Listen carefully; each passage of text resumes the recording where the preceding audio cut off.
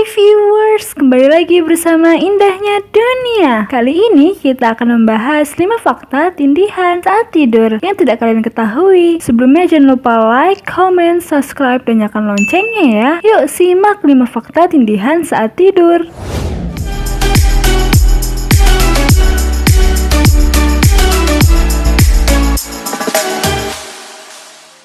Hai, kita barangkali mengalami pengalaman tidur yang tiba-tiba terbangun, lalu rasa dalam pikiran seolah sudah sadar, tapi bagian tubuh lain tak bisa digerakkan. Napas tak bisa diatur karena benda berat yang menindih. Salah satu cerita yang hingga ini masih dipercaya sebagian masyarakat Indonesia adalah rasa tindihan saat tidur. Banyak yang percaya tindihan adalah gangguan tidur karena ulah makhluk halus yang menindih tubuh kita. Hampir setiap orang pernah mengalami tindihan, setidaknya sekali atau 2 kali dalam hidupnya. Tindihan saat tidur bisa berlangsung dalam hitungan detik hingga menit. Seseorang sering mengalami halusinasi seperti melihat sosok atau bayangan hitam di sekitar tempat tidur, sehingga masyarakat sering mengaitkan penyebab tindihan oleh gangguan setan. Nah, kali ini kita akan membahas beberapa fakta tindihan saat tidur. Kira-kira apa saja ya? Let's check out!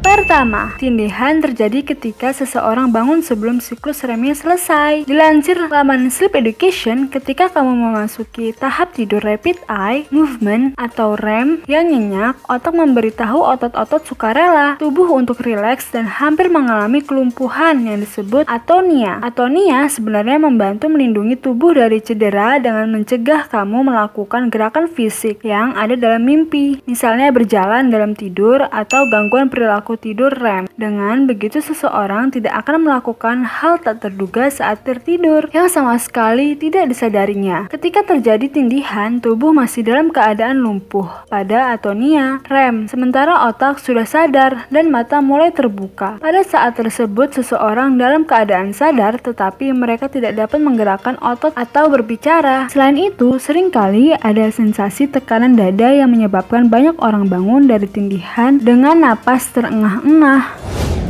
2. Tindihan bisa meliputi halusinasi. Halusinasi pada tindihan terjadi dalam keadaan antara tidur dan bangun. Saat pikiran waspada dan mata terbuka, menurut American Sleep Association. Selain itu, walaupun jarang terjadi, tetapi beberapa orang melaporkan merasakan kehadiran yang aneh atau menakutkan di dalam ruangan. Karena dinilai sangat menakutkan, tindihan sering memicu respon panik dengan peningkatan detak jantung. Pada kasus tindihan, orang-orang merasa ketakutan karena tidak bisa bergerak dan kecemasan ekstrim. Inilah yang menyebabkan orang-orang menjadi sangat takut. Efek halusinasi visual yang paling umum yaitu seperti ada bayangan dan cahaya atau sosok manusia atau binatang di ruangan itu. Dan halusinasi pendengaran seperti mendengar suara atau langkah kaki. 3. Tindihan bisa dialami oleh setiap orang. Scientific America menulis ketindihan terjadi pada semua orang, termasuk pada orang sehat. Setiap orang memiliki resiko bangun dengan tindihan, namun tingkat keparahan dan tingkat kesadaran sangat bervariasi, sehingga pengalaman tindihan tidak sama untuk semua orang. Survei dari berbagai negara menunjukkan 20 hingga 60% dari populasi orang dewasa normal telah mengalami ketindihan setidaknya sekali. Sekitar 5% dari populasi telah mengalami satu atau lebih gejala terkait dengan gangguan tersebut. Gangguan ini juga terjadi pada segala usia, tetapi kondisi yang pertama mungkin terjadi saat kita remaja. 4. Faktor yang dikaitkan dengan tindihan. Ada beberapa faktor yang memicu gangguan ini muncul, yaitu kurang tidur, jadwal tidur yang berubah-berubah, kondisi mental stres atau gangguan bipolar, tidur telentang, dan penggunaan obat-obatan tertentu seperti untuk ADHD. Bahkan baru-baru ini penelitian yang dipublikasikan dalam jurnal JNE yang mengatakan bahwa gen juga berkontribusi terhadap terjadinya tindihan. Walaupun begitu, sampai saat ini masih belum diketahui penyebab yang jelas dari tindihan. Diperkirakan tindihan dapat terjadi dengan sendirinya atau bisa juga merupakan gejala dari gangguan tidur lainnya, seperti narkolepsi. Narkolepsi adalah kebutuhan tidur yang sangat kuat yang disebabkan oleh masalah kemampuan otak dalam mengatur tidur. Selain itu, tidak ada penjelasan mengapa hal itu bisa terjadi setiap hari atau sesekali.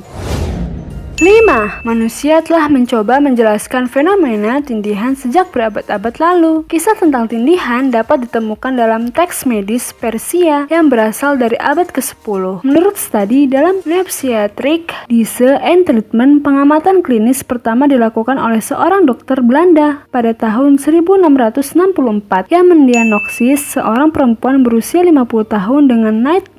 Kala itu, kondisi ini diyakini disebabkan oleh setan atau kerasukan spiritual, dan hal ini masih dipercaya hingga abad ke-19. Ketika itu disebut sleep palsy. Akhirnya fenomena ini ditulis dalam teks kedokteran sebagai sleep paralysis.